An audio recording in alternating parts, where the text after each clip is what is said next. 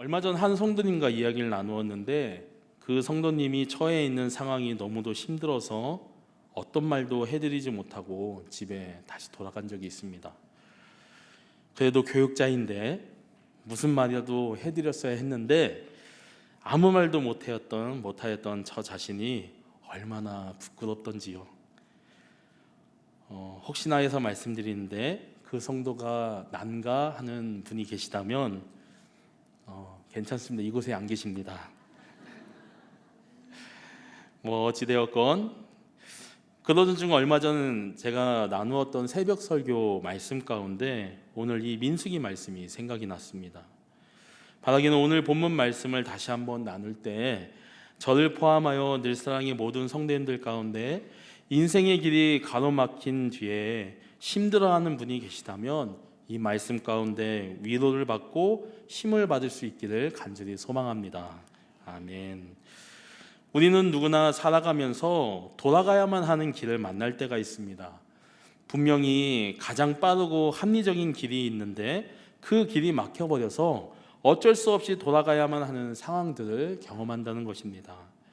그럴 때면 단순히 시간만 지체되는 것이 아니라 마음까지 초조해지고 불안해집니다.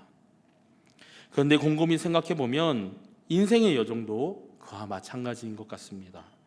내 계획대로 똑바로 가면 좋을 텐데 예상치 못한 장애물과 거절로 인해 돌아가야 할 때가 있다는 것입니다. 그럴 때면 마음이 복잡해집니다. 낙심하기도 하고 때로는 억울하기도 합니다. 오늘 본문이 바로 그러한 상황을 잘 보여주고 있습니다. 오늘 본문의 사건이 일어나기 전에 민수기 14장에서는 가나안 땅을 정탐하였던 12 정탐꾼의 이야기가 나옵니다. 그리고 가나안 땅을 정탐하였던 12명 중에 여호수아와 갈렙만이 가나안 땅을 정복할 수 있다 이야기하고 나머지 10명은 그리하지 못한다 이야기합니다.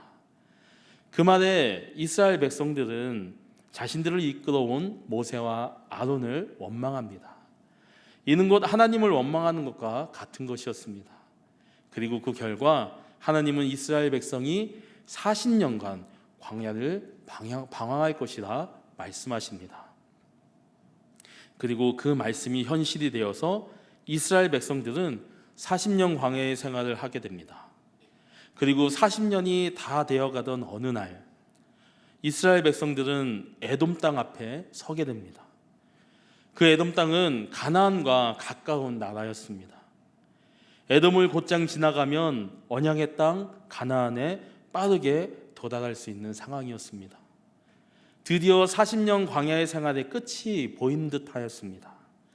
하지만 말씀을 보아서 알듯이 그 길은 열리지 않았습니다.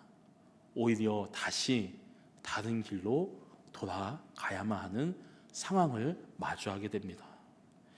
아마 모세가 처음에는 에돔 왕에게 부탁할 때 그 땅을 가로지를 수 있다는 희망이 있었을 것입니다. 왜냐하면 에돔은 단순한 이웃 나라가 아니었기 때문입니다. 에돔은 야곱의 형 에소의 후손들이 세운 나라입니다. 다시 말해서 혈연적으로 가까운 형제의 나라였습니다. 그렇기에 당시 이스라엘 백성의 리더였던 모세는 정중하게 에돔 왕에게 부탁을 합니다. 방금 읽었던 본문 17절 말씀입니다. 청하건대 우리에게 당신의 땅을 지나가게 하소서. 모세는 당신의 땅, 형제 이스라엘이라고 표현을 하면서 혈족 관계로서의 관계를 강조합니다. 그는 무례하지 않았습니다. 밭이나 포도원으로 들어가지 않겠다고 약속하였고 우물조차도 그냥 쓰지 않고 값을 치르겠다고 이야기하였습니다. 그야말로 최대한 배려하는 정중한 요청이었습니다. 그러나 안타깝게도 에돔 왕은 이스라엘이 자기 땅을 지나가는 것을 단호하게 거절합니다. 심지어 군대를 이끌고 나와서 이스라엘이 가까이 오면 공격하겠다 말합니다. 이유는 분명하였습니다. 이스라엘 백성들이 에돔 땅을 가로지르다 자신의 나라를 공격하면 위험에 빠질 수 있다는 두려움 때문이었습니다. 하지만 모세와 이스라엘 백성들은 그러한 마음이 없었습니다. 오직 그들의 마음에는 그 길을 지나가고자 하는 간절함 뿐이었습니다. 연속적으로 에돔 왕에게 부탁하는 모습을 보면 이들이 얼마나 간절하였는지를 알 수가 있습니다. 하지만 그러한 간절함에도 불구하고 끝내 에돔 땅을 가로질러 지나가는 것을 거절당합니다. 이유야 어찌되었건 정중한 요청에 대한 거친 거절은 모세뿐만 아니라 이스라엘 백성에게 큰 상처와 실망을 안겨주었을 것입니다. 사실 이스라엘 백성은 이미 여러 고난을 겪는 중이었습니다. 모세와 아론은 하나님의 명령을 온전히 따르지 못해서 광야에서 물을 내는 것에 화를 내어 책망을 들었으며, 그 앞에 모세의 누이며 여선지자였던 미리암이 세상을 떠나는 일을 경험하게 됩니다. 이미 지쳐있던 그들에게 에돔 왕의 거절은 너무도 아픈 상처이며 시련이었던 것입니다. 근데 말씀을 묵상하면서 더 안타까운 것이 있습니다. 그것은 오늘 말씀 속에 나오는 에돔의 거절과 같이 상처가 되는 거절이 여전히 우리의 삶 속에 빈번하게 일어나고 있다는 것입니다. 취업 면접에서 기대했던 회사로부터 거절을 당했을 때, 열심히 준비하던 일이 실패로 돌아갈 때, 사랑과 배려로 다가갔는데 차갑게 외면당할 때, 때로는 가족처럼 가까운 사람에게 상처와 거절을 받을 때도 있습니다. 그럴 때면 우리는 답답함과 실망, 때로는 절망감까지 느끼게 되죠. 분명히 예수님을 주 그리스도로 고백하며 살고 있는 성도이며 주의 자녀라고 고백하면서도 이러한 마음은 막을 수가 없습니다. 앞에서 말씀을 전하고 있는 저라고 해도 다르지 않습니다. 이런 일을 만나면 여지없이 마음이 무너지곤 합니다. 왜 하필 나인가라는 억울한 마음이 들며, 하나님은 왜 내 기도를 들어주지 않으시는가라는 의문이 저 깊은 곳에서 올라오기까지도 합니다. 심지어는 하나님조차 나를 버리신 것 같은 느낌의 절망감을 느낄 때도 있습니다. 그런데 여러분, 오늘 함께 읽은 본문 말씀은 우리에게 다른 관점을 말씀하고 계십니다. 거절당하는 순간 중요한 것은 그 거절당하는 상황 자체가 아니라 그 상황 속에서 내가 어떻게 반응하냐, 이것입니다. 성도님들의 삶 속에 장애물을 만나거나 거절의 상실감을 느낄 때면 어떻게 반응하십니까? 화를 내십니까? 혹은 어떻게든 해결하기 위해서 세상적인 방법을 찾아 헤매십니까? 바라기는 오늘 이러한 질문과 함께 본문 속 모세와 이스라엘 백성들의 모습을 통해서 성숙한 믿음을 가진 성도로서 세상이 주는 거절이 있을 때, 혹 돌아가야 하는 인생의 길을 마주할 때 성도로서 어떻게 반응해야 하는지 함께 살펴보고자 합니다. 먼저 삶 속에 돌아가는 길을 만날 때 우리는 지금까지 인도하신 하나님의 손길을 기억해야 합니다. 모세는 에돔 왕에게 요청할 때 이렇게 말했습니다. 민수기 20장 16절 말씀 함께 다시 한번 읽겠습니다. 16절 말씀입니다. 시작. 우리가 여호와께 부르짖었더니 우리 소리를 들으시고 천사를 보내사 우리를 애굽에서 인도하여 내셨나이다. 이제 우리가 당신의 변반 목퉁이 한 성읍 가데스에 있사오니. 아멘. 모세는 에돔 왕에게 요청할 때 단순히 부탁만 한 것은 아니었습니다. 그는 하나님께서 지금까지 어떻게 인도하셨는지를 고백했습니다. 모세는 기도하였더니 하나님께서 애굽의 종살이에서 건져내셨고 광야의 고난 속에서도 지켜주시어 지금 에돔 땅 앞에 서 있음을 고백합니다. 이는 단순히 에돔 왕에게 보여주기 위한 말이 아니었습니다. 이는 이스라엘 백성 스스로에게 들려주는 믿음의 고백이었습니다.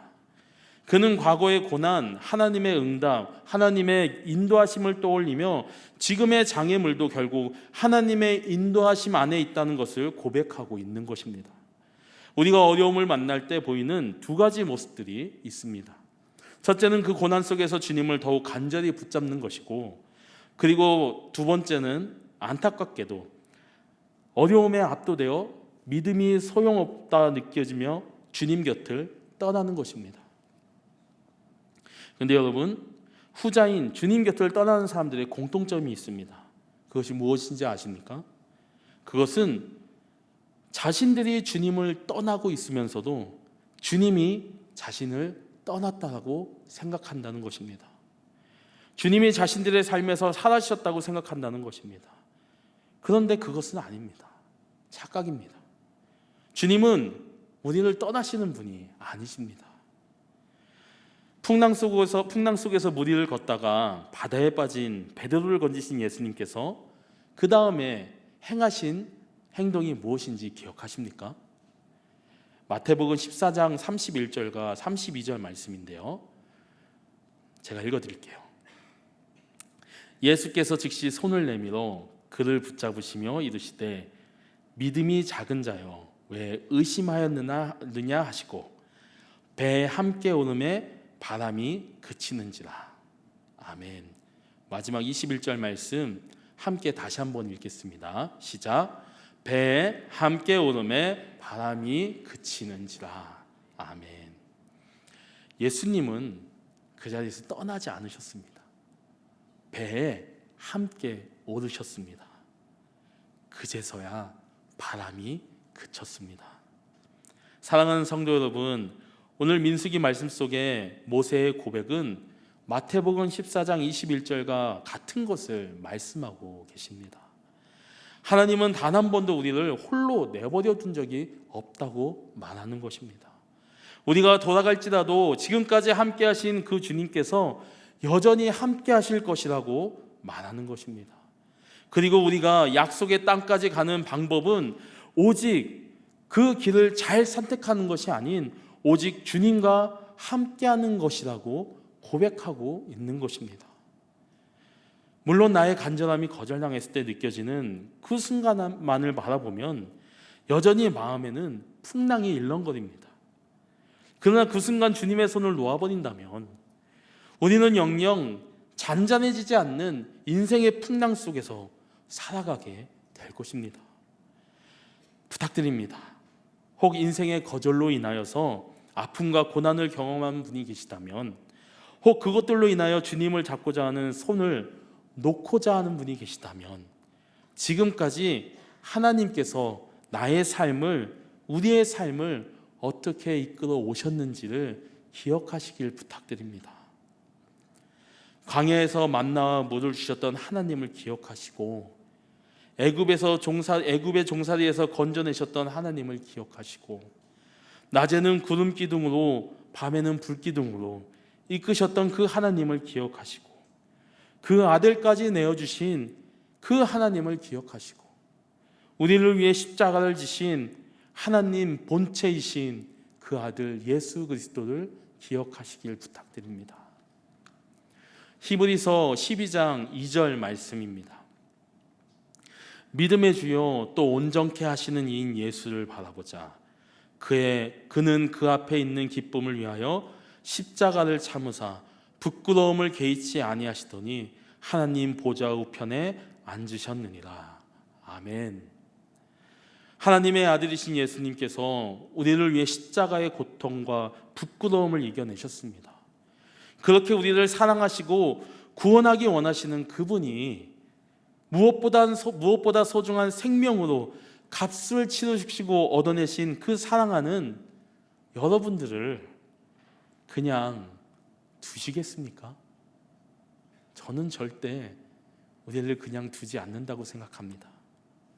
다시 한번 말씀드립니다. 우리가 주님을 떠나지 않는 한 그분도 우리를 떠나지 않으십니다. 돌아가는 길이라고 절대 주님을 포기하지 마십시오. 장애물을 만났다는 것이 결코 하나님의 부재를 의미하지 않습니다. 그러니 거절 앞에서 주님을 더 붙잡을 수 있는 우리 되길 간절히 소망합니다. 말씀을 통해서, 기도를 통해서 주님을 더 붙잡으십시오. 그러하실 때 주님이 여전히 우리와 함께 하심을 느끼실 것이며, 그때 우리는 모든 풍랑과 장애물을 넉넉히 이겨낼 수 있을 것입니다.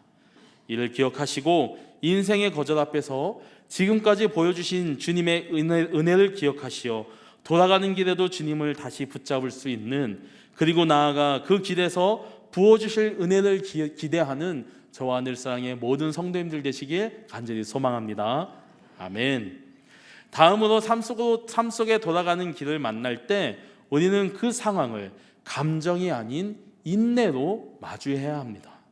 오늘 본문 민수기 20장 21절 말씀입니다. 함께 다시 한번 읽겠습니다. 21절 말씀 시작. 에돔 왕이 이같이 이스라엘이 그의 영토로 지나감을 용납하지 아니하므로 이스라엘이 그들에게서 돌이키니라. 아멘. 앞에서 말씀드렸듯이 이스라엘 백성들은 가나안 땅으로 가는 여정 중에 에돔 땅을 지나야 했습니다. 에돔 땅을 가로지르는 것은 단순히 지리적인 선택이 아니라 언약의 땅으로 가는 그 여정이 고통이냐 아니면 희망이냐를 결정지을 수 있는 갈림길이었습니다. 에돔 왕에게 요청하는 이 순간은 이스라엘에게 너무나도 중요한 순간이었던 것입니다. 이런 상황에 그 결과가 거절이라면 누구나 간절하였던 만큼 조급함과 분노를 드러낼 수 있습니다. 그러나 모세는 그러하지 않았습니다. 민수기 20장 19절 말씀을 보니 모세는 에돔 왕에게 매우 정중하게 다시 한번 요청을 합니다. 이스라엘 자손이 이르되 우리가 큰 길로만 지나가겠고 우리나 우리 짐승이 당신의 물을 마시면 그 값을 낼 것이라.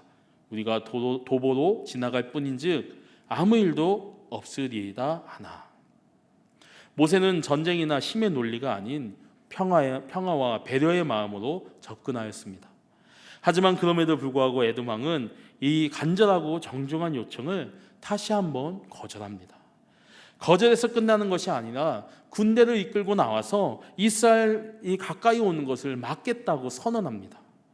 모세는 형제를 어째서 이렇게 대하는가라고 따지고 싶었을지도 모릅니다. 어쩌면 분노하여 전쟁을 일으키고자 하는 마음도 있었을지 모릅니다. 합리적으로 따져본다면 전쟁을 해서라도 그 길을 확보하는 것이 너무나도 당연해 보입니다. 그러나 모세와 이스라엘 백성들은 돌아가는 길을 선택합니다.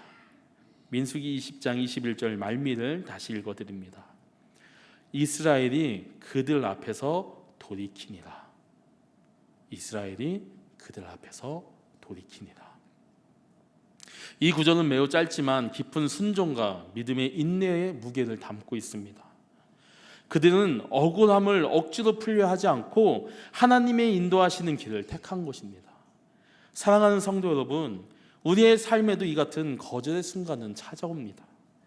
계획한 일이 무산되고 기대했던 길이 막히며 돌아가야 할 때가 있습니다.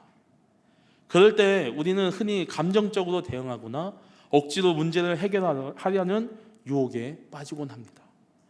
그래서 쉬이 편한 길, 그리고 겉으로만 빠른 길을 찾습니다.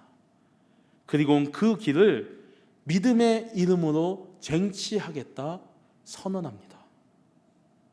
하지만 오늘 말씀을 통해 우리가 배울 수 있는 것은 하나님의 사람은 감정보다 인내로 반응해야 한다는 사실입니다.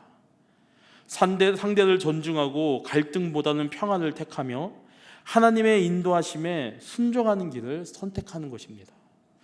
잠언 말씀은 이를 이렇게 말씀하고 계십니다. 잠언 16장 9절 말씀입니다. 사람이 마음으로 자기 길을 계획할지라도 그의 걸음을 인도하시는 이는 여호와시니라. 아멘. 예전에 말씀드린 적이 있는데 저희 어머님께서는 투석을 받고 계십니다. 주에 3번 투석을 받으시는데 사실 투석을 받으시기 전에 투석을 안 받으시려고 정말 많은 노력을 하셨습니다. 적게 드시고 운동하시고 정말 건강해지려고 얼마나 노력하셨는지 모릅니다. 하지만 어느 날 갑자기 선망이 오셨습니다. 그리고 응급실로 갈 수밖에 없었습니다. 그리고 어느 그날 새벽에 수많은 다른 환자들과 다른 보호자들이 보고 있는 그 응급실 한가운데서 목에 구멍을 뚫어 긴급으로 투석을 받으셨습니다. 아들로서 차마 그 모습을 못 보겠더라고요. 교육자로서 부끄럽지만 그 순간 제 마음에 드는 생각은 엄청난 원망이었습니다. 누굴 향한 원망이었는지는 아실 것입니다. 주님 평생 기도만 하신 분이셨는데, 그렇게 투석하지 않기를 바라면서 기도했는데 왜 이렇게 힘들게 사셔야 하는 길을 허락하셨습니까? 응급실 한 곳에서 쭈그리고 앉아 원망의 기도를 드리고 있는 그때 저의 기도하는 반대로 참 희한하죠. 마음에 평안이 찾아왔습니다. 그리고 그 마음에 주시는 음성이 있었습니다. 이 길이 내가 인도하는 길이다. 순간 눈에 보이는 상황과는 다르게 제 마음에 어머니의 치료를 지켜볼 수 있는 인내의 용기와 평안이 찾아왔습니다. 나의 기도는 이루어지지 않았지만 알 수 있었습니다. 이것이 저희 어머니가 사는 유일한 길이었다는 것을 말입니다. 그때 제 기도는 거절에 대한 원망의 기도가 아닌 생명을 주신 감사의 기도로 바뀌어 있었습니다. 이사야 55장 8절과 9절 말씀입니다. 이는 내 생각이 너희의 생각과 다르며 내 길은 너희의 길과 다름이니라. 여호와의 말씀이니라. 이는 하늘이 땅보다 높음같이 내 길은 너희의 길보다 높으며 내 생각은 너희의 생각보다 높음이니라. 아멘. 사랑하는 성도 여러분, 성도의 삶은 내가 원하는 대로 가는 것이 아닙니다.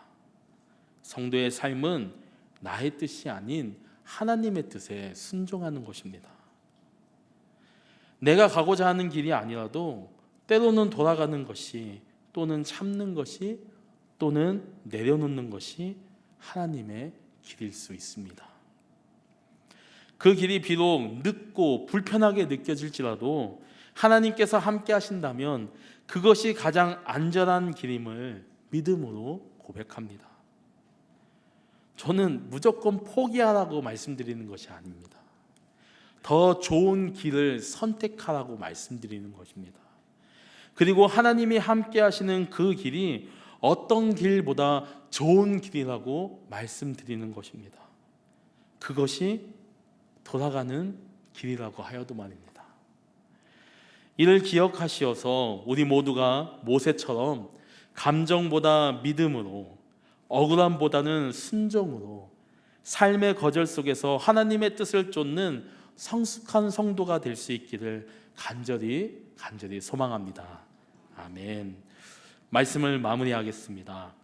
앞에서 말씀드리진 않았지만 오늘 본문 속에 나오는 이스라엘 민족이 통과하려는 에돔의 길은 당시 왕의 대로라고 불렸던 길입니다.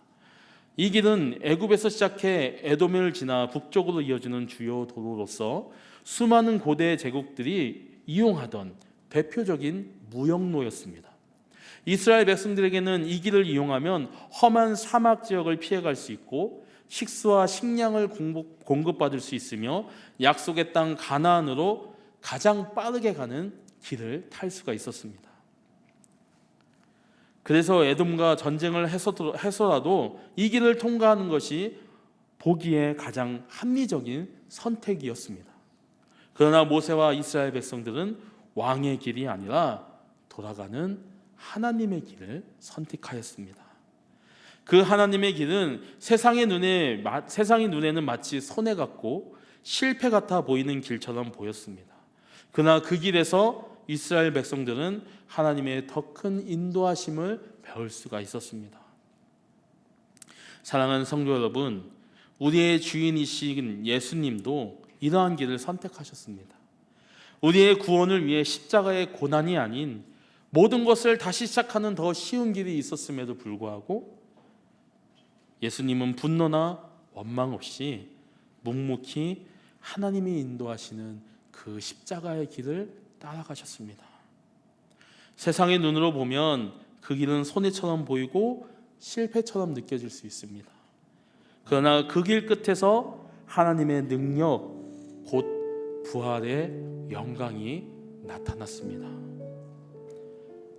그 길을 택하신 주님이 우리의 주인이십니다. 아멘이십니까? 아멘. 지금 여러분들은 어떤 길 앞에 서 계십니까? 혹 예상했던 문이 닫히고 가고 싶었던 길이 막히며 사람들에게 거절당해 먼 길을 돌아가야 하는 상황에 계시지는 않으십니까? 분명 세상은 끊임없이 왕의 길로 가라 이야기할 것입니다. 돈이면 다 해결될 수 있다는 그 길, 경쟁에서 이기면 살아남는다는 그 길, 남보다 빨리 더 높이 올라갈 수 있는 그 길. 하지만 성도 여러분, 비록 그 길이 좋아 보이고 넓어 보일 수 있지만 돌아가는 길이 하나님과 함께하는 길이라면 바라기는 우리의 선택이 그 왕의 길이 아닌 돌아가는 하나님의 길이길 간절히 소망합니다. 그 길이 때로는 손해처럼 보이고 때로는 인내로 순종하는 길이며 때로는 힘들 때마다 좌절할 수 있는 길일지라도